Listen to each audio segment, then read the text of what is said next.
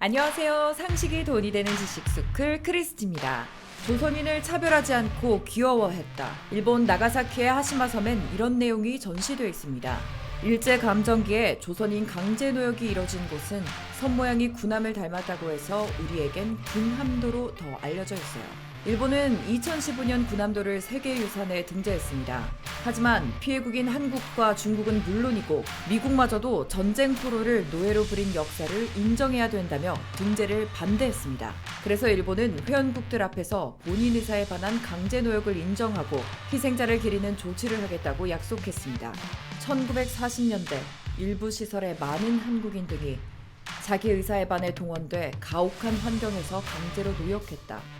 정보센터 설치 등 피해자들을 기리기 위한 적절한 조치를 하겠다. 하지만 일본은 약속을 어겼습니다. 최근 군함도 전시관이 세워졌는데 전시관에는 조선인들을 석탄채굴장에 강제 동원한 적도 없고 차별 대우도 하지 않았다는 내용만 적어뒀거든요. 영상 시작 전 좋아요와 구독하기 부탁드립니다. 실제로 군함도에서는 1943년에서 1945년까지 500명 이상의 한국인이 강제 노역을 했고 122명이 사망한 것으로 알려져 있습니다. 하지만 지금 300평이 넘는 전시장의 대부분은 메이지 유신의 역사와 근대 산업의 발전 과정만 자세히 소개돼 있어요. 약속했던 희생자들에 대한 추모는 하나도 없이 말이죠. 그나마 전시장에 있는 한국 관련 전시는 차별의 존재를 부인하는 증언들이고요. 자신들이 발령했던 징용령과 한일 청구권 협정 내용 정도입니다. 청구권 협정을 소개한 것도 강제징용 보상 문제가 이미 해결됐다는 점을 부각하려는 의도일지도 몰라요. 이렇게 일본이 한국과 유네스코, 국제사회와의 약속을 어기면서 한일 관계에 또 다른 악영향이 올 거라는 분석이 나오고 있습니다. 강제징용을 반성하고 희생자를 기리겠다고 했지만 오히려 차별은 없었다는 내용으로 가득 찬 전시장. 일본은 역사 왜곡으로 또다시 희생자들 가슴에 비수를 꽂았습니다. 강제징용 피해자인 이춘식 할아버지는 올해로 96세를 맞았습니다. 이춘식 할아버지는 어릴 적 영문도 모른 채 일본 제철소에 끌려가 보상도 없이 혹독한 노동에 시달렸어요. 2018년 대법원 전원합의체는 일본 제철이 할아버지에게 정신적 손해배상금을 지급해야 한다고 판결했지만 아직도 지급되지 않고 있습니다. 이춘식 할아버지는 판결 덕분에 희망은 생겼지만 사실상 죽기 전에 보상금을 받을 수 있을지 의문이라고 합니다. 살아있을 때 줘야 보상금이 의미가 있는 건데 사실상 100살이 가까워지고 있고 또 함께 싸우던 분들은 이미 세상을 떠나셨거든요. 이춘식 할아버지는 다른 희생자분들과 함께 보상받지 못하는 것, 이게 가장 마음에 사무친다고 합니다. 일본 내에 양심 있는 지식인들은 일본과 한국의 문제를 완전히 풀려면 한일 청구권 협상 자체를 다시 생각해봐야 한다고 비판합니다. 하지만 아베 정권은 보상을 해도 모자란 한국을 대상으로 보복 조치만 하고 있죠. 얼마 전 한국은 강제징용 피해자들의 보상을 위해 일본 전범기업의 자산을 매각하기로 결정했습니다. 피해자들에게 배상 판결이 이뤄진 만큼 배상을 하지 않는 일본 기업의 한국 내 자산을 압류하겠다는 겁니다. 하지만 일본은 현금화가 이뤄지면 또다시 보복에 나서겠다고 밝혔습니다. 이번에는 두 자릿수 제재를 하겠다고 할 정도로 강하게 반발하고 있는 겁니다. 이번 보복 조치에는 한국 제품에 대한 관세 인상, 일본 기업의 한국 대출금 회수, 비자 발급 중단, 한국에 대한 신용등급 인하 등이 거론됐습니다. 작년에 일본은 강제동원 배상 판결에 대한 보복으로 우리에게 수출 규제를 했습니다. 우리 정부는 한일 군사정보보호협정 종료 선언으로 맞대응했죠. 그러나 우리 정부가 지난해 11월 지소미아 종료 유예를 발표했고요. 일본 정부도 수출 규제를 풀기로 했습니다. 하지만 일본은 한국이 강제동원 배상 문제에 대한 해법을 먼저 내놔야 한다고 주장하면서 수출 규제 철회를 계속 미뤘습니다. 우리 정부는 일본 정부가 문제 해결 의지가 없다고 보고 세계무역기구 제소 절차를 다시 밟고 있습니다. 이 모든 상황을 지켜본 전문가들은 지금 일본이 준비하는 보복 조치가 효과가 없을 거라고 판단합니다. 한국 정부는 일본의 보복이 두렵지 않기 때문에 일본 전범 기업의 자산 매각을 실시하는 것이고 또 WTO 제소도 다시 시작한 거라고 보는 겁니다.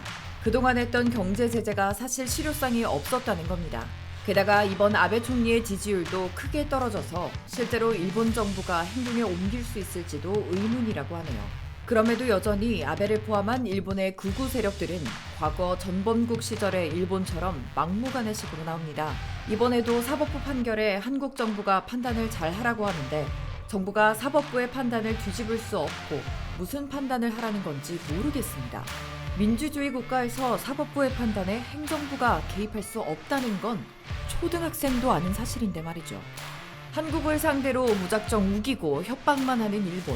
중국인 강제징용 희생자들에게는 보상을 해주고 한국에는 어떻게든 보상하지 않겠다며 자꾸만 발을 빼고 있는데요. 대체 아베는 한국을 어떻게 생각하는 걸까요?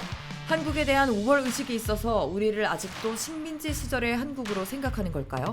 아니면 자꾸 지지도가 떨어지니까 극우 세력을 집결하려고 다급하게 한국이라도 치는 걸지도 모르겠네요. 매번 한국 얘기만 나오면 눈에 불을 켜고 달려드는 일본. 혹시 한국에 열등감이 있는 건 아니겠죠? 일본은 한국을 견제한다며 수출 규제를 했지만 결국 우리가 대체제를 찾으면서 재무덤을 파게 됐고요. 한국인들의 국민성이 냄비라며 놀리던 일본인들은 뜨거운 뚝배기처럼 식지 않는 한국의 불매운동에 놀라고 말았습니다. 독립운동은 못했어도 불매운동은 한다 라는 문구가 굉장히 인기를 끌었던 만큼 일본에 함께 맞서고 있는 이 시대 국민들은 현대판 독립운동가들이라고 할 수 있습니다. 한국이 일본 기업과 물품들로부터 멀어지고 있는 지금 두 자릿수 보복 조치를 하겠다던 일본은 오히려 한국 문화에 빠져들고 있습니다. 오직 한없이 가지고 싶은 것은 높은 문화의 힘이다. 백범 김구 선생은 문화의 힘이 얼마나 강력한지 이미 알고 있었습니다. 한일 관계가 나빠진 상황에서도 일본에서 한류가 엄청난 인기를 끌고 있거든요. 일본 국민들부터 극우 정치인들까지 한국 드라마에 빠진 건 기본이고요. 또 한국 SNS에서 유행했던 달고나 커피 만들기, 젊은 세대들에겐 K-뷰티와 K-팝이 화제의 중심이 됐죠. 게다가 한국을 소개하는 SNS 기자단까지 생겼습니다. 일본이 아무리 경제적으로 외교적으로 보복을 한다고 해도 한국은 이렇게 제 갈 길을 꿋꿋이 가고 있습니다. 하루빨리 일본이 한국에 대한 열등감에서 빠져나왔으면 좋겠네요. 그리고 역사도 더 이상 왜곡하지 말고 진실을 마주했으면 좋겠습니다. 부디 일제강점기 희생자들이 눈을 감기 전에 일본이 꼭 진심 어린 사과를 하길 바랍니다. 여러분은 지금 일본의 태도 어떻게 보시나요? 이와 관련된 여러분의 의견 댓글로 남겨주시면 감사하겠습니다. 혹시 주식하시나요? 반도체 산업 관련 급등 종목이 알고 싶으시다면 오른쪽 버튼을 클릭해주세요. 아참! 제 또 다른 매력도 궁금하시다면 위의 동영상도 꾹 눌러주세요. 이상스쿨 주식을 모르면 이상스쿨 주식 모르니 이상스쿨